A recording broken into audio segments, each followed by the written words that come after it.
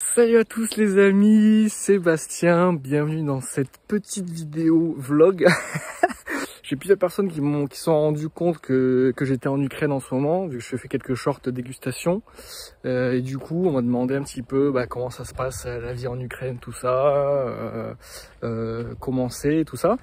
Donc je me suis dit, je vais faire un petit vlog, je vais faire une petite vidéo pour vous présenter un peu la mission. L'objectif c'est d'aller en ville, donc c'est une petite ville, hein. Enfin on est dans la campagne, hein. Mais l'objectif c'est de trouver des gaufrettes là, les gaufrettes Rochen là, que j'apprécie tout particulièrement. Donc on va essayer d'en trouver. Donc là je suis on va dire dans une petite forêt en lisière de route pour aller en centre-ville. Voilà, petite forêt très sympa. Bon, il y a beaucoup de forêts en Ukraine, hein. C'est partout où vous allez, il y a des forêts. En fait c'est souvent en mode vous avez de la forêt, vous avez une petite ville au milieu, et après vous reprenez des petites routes dans la forêt. Enfin, c'est un peu comme la campagne en France, quoi. C'est un peu pareil, quoi. Mais voilà, quoi. Donc les arbres, ils sont comme ça, quoi. Des très grands arbres, très longs, très fins. On s'est compris, quoi. Ouais, je vais en profiter pour répondre à quelques questions qu'on m'a posées, que je pense d'autres gens se posent. Du coup, comment ça se passe en Ukraine en ce moment?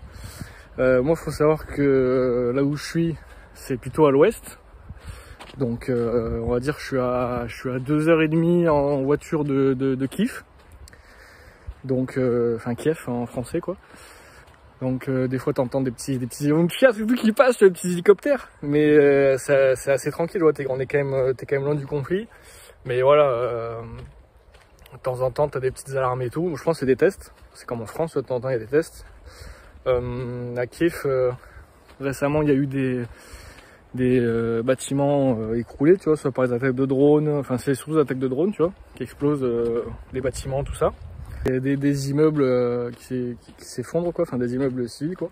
Après, comment ça se passe quand t'es civil, tu vois. Enfin après, moi je suis pas ukrainien, donc c'est dur de me projeter, mais la vie est quand même assez douce, même si des fois il y a des répercussions du front qui arrivent, même dans la campagne, plutôt à l'ouest de l'Ukraine, tu vois. Mais la vie est douce, les gens continuent à vivre, hein. En même temps c'est normal, quoi. Quand t'es un civil et tout, faut bien que la vie continue, quoi. Donc la vie est normale, quoi. C'est là où je suis, tu te dirais pas forcément c'est un pays en guerre, tu vois, si t'as pas les retours de certaines personnes qui te disent j'ai perdu telle personne, mon fils est décédé, mon fils s'est fait embarquer, ou le frère de mon oncle s'est fait embarquer, tu t'en rendais pas compte, tu vois, forcément, tu vois. Après, ouais, comme je vais le dire, le seul truc qui te rappelle quand même souvent que c'est un peu la guerre, quand même, c'est que t'as beaucoup de patrouilles de policiers, de mecs de l'armée et tout ça, tu vois. Assez régulièrement, tu vois, là ça fait 2 semaines que je suis en Ukraine. Assez régulièrement t'entends une petite histoire d'un mec, de la famille, ou un pote de quelqu'un, tu vois, qui s'est fait embarquer, quoi. Et moi ça m'arrive story time. J'étais en train de marcher tranquille, un peu comme maintenant, je me suis fait mettre dans un fourgon.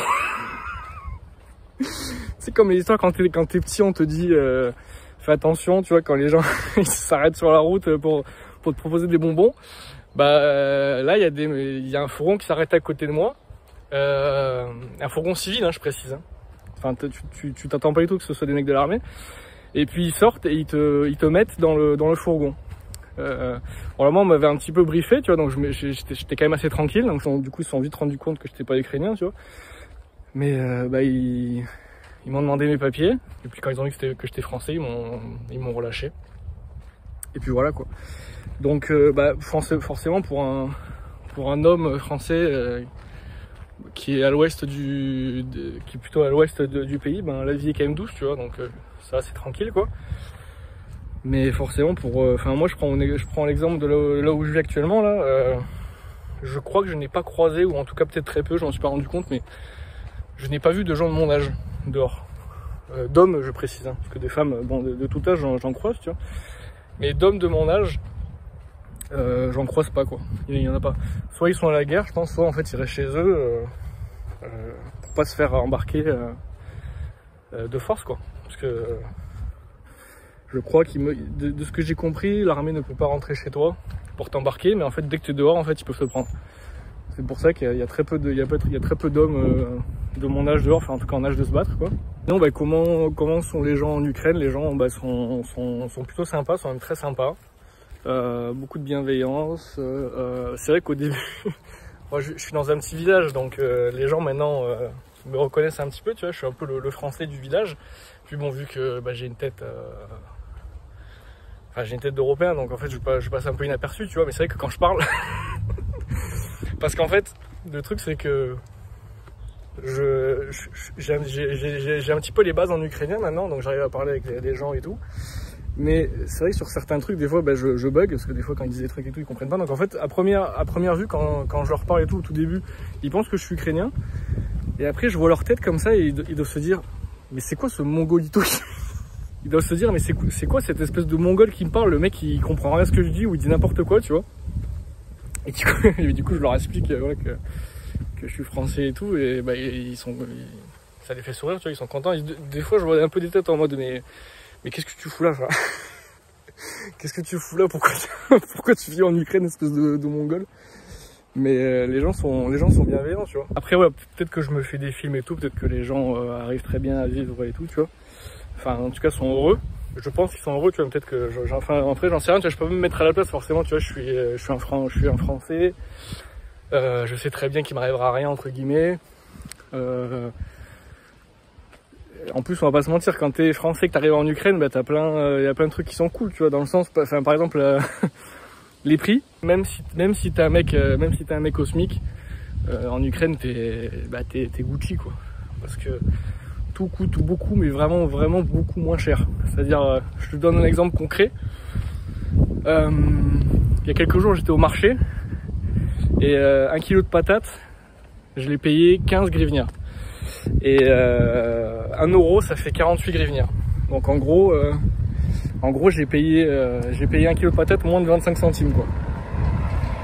Et dans un endroit où c'est pas forcément pas cher, tu vois. Aussi un truc assez surprenant, bon, pour les quelques véganes peut-être qui vont regarder cette vidéo, même les végétariens. Alors je pense que c'est par rapport à ça, mais en gros, en Ukraine ils sont très chrétiens pratiquants, ils sont chrétiens orthodoxes.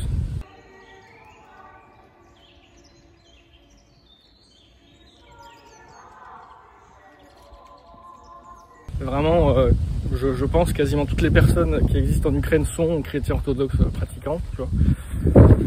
Et du coup, il y a énormément de produits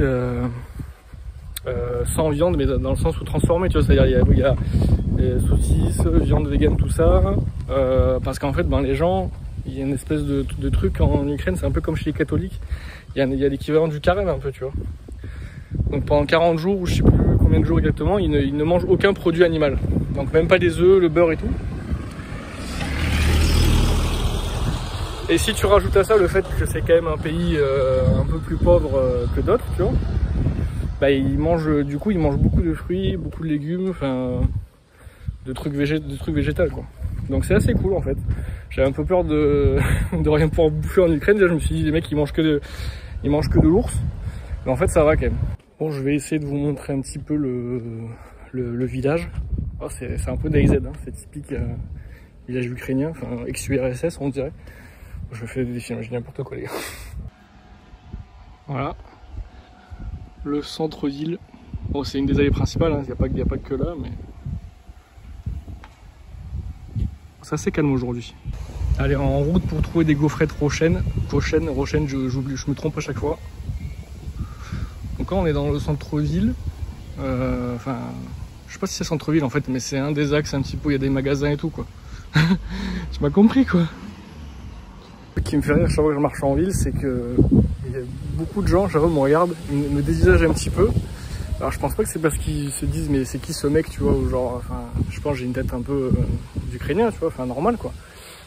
Et je pense c'est en mode mais qu'est-ce que tu fais là, frère, en mode chill à marcher en plein centre-ville, enfin, ils doivent se dire le mec est un peu con, tu vois. Bon les amis, course effectuée, je rentre à la maison. C'est mon petit plaisir, c'est les Rochen les amis, c'est quelque chose, voilà, on se le dit, quoi. En plus j'ai trouvé une nouvelle version extra crunch, en plus c'est créé avec passion et fait avec expertise, donc voilà, quoi. Ça c'est vegan les amis, c'est plutôt pas mal, je suis assez content de ces petites découvertes là, de cette marque prochaine. Bon, tout n'est pas vegan, mais c'est en tout cas salé. Et c'est plutôt pas mal quoi, c'est de la bombe, comme on dit en Ukraine quoi. Il y a aussi un truc en Ukraine, bon, qui a aussi un peu en France, mais en Ukraine on va dire c'est très amplifié. Quasiment toutes les maisons, que ce soit dans des petits villages, dans des villes, même, enfin dans des petites villes ou même dans des grandes villes, dès que vous avez une maison en général, il y a toujours un jardin avec pas mal d'arbres fruitiers et surtout un gros potager. C'est aussi parce qu'ils aiment beaucoup ça. Même au bord des routes, tous les jours vous avez des gens au bord des routes qui vendent des champignons, mais des gens, enfin pas des professionnels, hein, des gens qui vont dans la forêt et qui ramassent des champignons, qui ramassent des baies sauvages, des mûres, etc., des framboises, et qui les vendent au bord de la route et vous arrêtez, vous les achetez. Et en fait, c'est souvent des personnes assez âgées, enfin plus de 50, 60 ans, tu vois. Et en fait, je me suis un peu renseigné tout. Alors, je vais donner une info, je sais pas si c'est exact, mais la retraite moyenne en Ukraine, attachez-vous bien les amis, c'est de 50 €. Mais alors, je sais pas si ça s'applique à toutes les personnes, si c'est que pour les femmes au foyer et tout, parce que moi le référentiel que j'ai c'est des personnes de mon entourage, tu vois, donc des vieilles femmes quoi, et elles touchent en moyenne 50 € par mois. Donc en gros t'es un peu obligé de produire un peu ta propre bouffe et tout, parce que même si l'Ukraine c'est beaucoup moins cher, et qu'en plus en général ils vivent dans des maisons qui leur appartiennent, donc ils n'ont pas le loyer à payer et tout, tu vois, quand même t'as quand même un peu des trucs à payer, tu vois. Donc c'est 50 €, c'est quand même pas beaucoup, même pour l'Ukraine, pour vivre pendant un mois. Donc les gens, beaucoup, font des petits boulots, donc beaucoup dans les marchés et tout, tu vois, des gens qui récupèrent des trucs dans la forêt, ouais, des champignons, des baies, et qui les vendent, comme ça, quoi. Et aussi beaucoup de gens, du coup, ouais, en maison, qui produisent leur propre bouffe, en partie en tout cas. Parce que, certes, c'est un plaisir, mais aussi c'est une nécessité, quoi. Et c'est vraiment ça, c'est-à-dire que tu sens vraiment qu'il y a des gens, tu vois, ils ont des vieilles maisons et tout. Tu sens que, s'ils produisent pas leur bouffe, c'est un peu compliqué, tu vois. Enfin, voilà, quoi. Et c'est vrai que des fois, c'est là où tu vois que t'as pas du tout la même vie, ou les mêmes réflexes, ou la même manière de penser que d'autres gens dans d'autres pays. C'est-à-dire que moi, tu vois, tous les 2-3 jours environ, avec une personne, on va dans la forêt ramasser des champignons, des baies sauvages et tout, tu vois. Et moi, c'est un peu, tu vois, c'est des trucs un peu cool, tu vois, c'est des trucs un peu sympas, c'est des trucs que tu fais quand t'es en France, c'est des trucs que tu fais pendant les vacances, tu pars 2-3 jours, un week-end, cueillir des champignons, tu vois. Et en fait, eux, c'est une nécessité, c'est-à-dire si tu veux manger des champignons, tu vas les chercher, parce que ça coûte cher. Enfin, ça coûte beaucoup moins cher qu'en France, tu vois, mais il faut les acheter. Et tu vois, genre, toi, si tu veux te faire des pâtes aux champignons, là ce soir je veux cuisiner des spaghettis aux champignons, je pourrais très bien les acheter, tu vois, mais dans la logique, tu vois, eux, s'ils veulent des pâtes aux champignons, ok, ils vont acheter des pâtes, ça coûte pas trop cher, mais les champignons, ils vont aller les cueillir, quoi. Et là, du coup, ce soir, je vais faire des pâtes aux champignons avec ça s'appelle des lisichka. Je pense que c'est l'équivalent des girolles, mais je suis pas trop sûr. Du coup, je vais aller les cueillir. Et voilà, tu vois, c'est un autre mindset. Tu vois. Alors certes, ils prennent aussi du plaisir avec les champignons, je pense, tu vois. Mais c'est aussi une nécessité, quoi. Et c'est vrai que c'est pas du tout le même état d'esprit que t'as en France, tu vois. Je pense pour la majorité des gens. Bon, après, bien sûr, il y a des gens en France qui galèrent aussi, tu vois, comme dans tous les pays. C'est pas que les Ukrainiens qui galèrent, tu vois. Tous les pays, il y a des gens qui galèrent. Mais en Ukraine, tu sens vraiment que beaucoup de gens, tu vois, c'est pas la même mentalité, quoi. C'est ça, tu vois. Précise quand même, parce que je m'entends parler un petit peu depuis tout à l'heure. Je fais pas cette vidéo en mode pour montrer, regardez, les Ukrainiens, les pauvres et tout, machin, ils galèrent et tout. Tout ça, c'est pas ça. Hein. La vie est douce ici, la vie est belle. Comme j'ai dit, des gens qui galèrent, il y en a partout, tu vois, genre même en France, tu vois.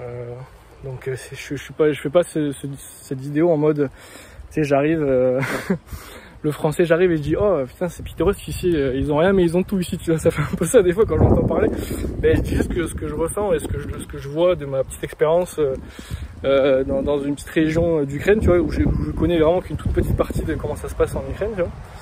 Mais je suis pas là en mode pour dire à les pauvres et tout, pour les plaindre, tu vois. Enfin, pour plaindre les Ukrainiens, tu vois.